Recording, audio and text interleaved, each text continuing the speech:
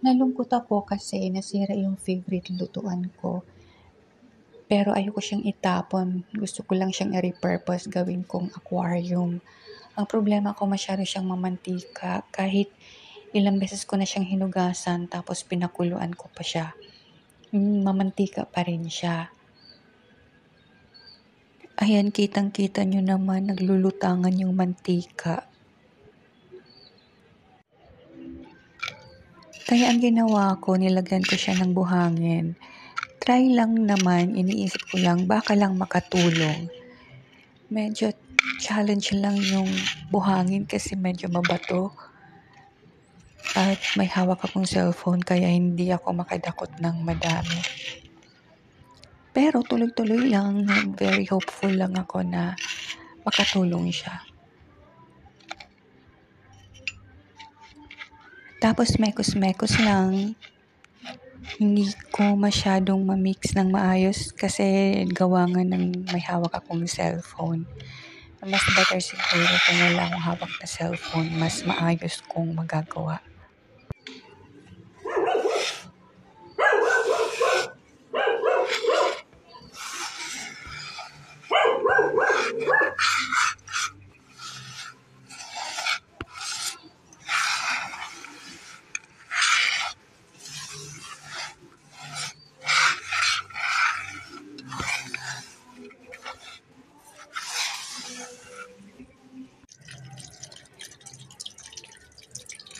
Pagkatapos nun, nirinse ko lang siya ng water, wala nang sabon. Kasi hindi naman siya for food na.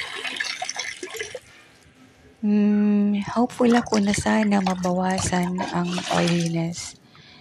And inulit ko pa siguro mga 3 beses ang rinsing.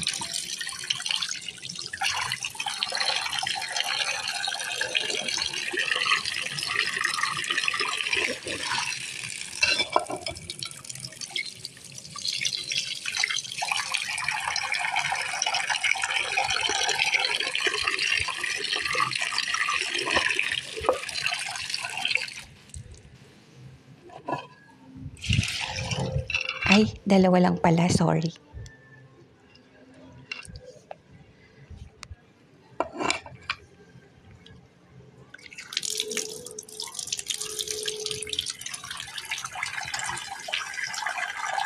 Dito, clear naman na yung tubig. Sana nga lang nabawasan yung pagiging oily niya. Ayan, parang pinapaaninag ko lang siya. Kasi makikita naman siya sa aninag kung may oil pa. So far, wala akong nakikitang oil na lumulutang. But hindi ko alam kung meron pang mga remnant ng mantika na hindi lang makita sa camera. So far, clear siya pero yun nga, hindi ko alam kung meron pang mga maliliit na oil na hindi lang visible sa camera. Actually, inulit ko ulit ng 1 beses pa yung paglagay ng buhangin. Hindi ko na lang kinuhanan para mas magawa ko siya ng maayos. And ito na nga yung result, mas clear ang tubig. And parang wala na talaga akong makitang oil. After that, nilagyan ko siya ng damo. Ibabad ko siya overnight para ma-condition. Ready for use na. Yun lang. Thanks for watching.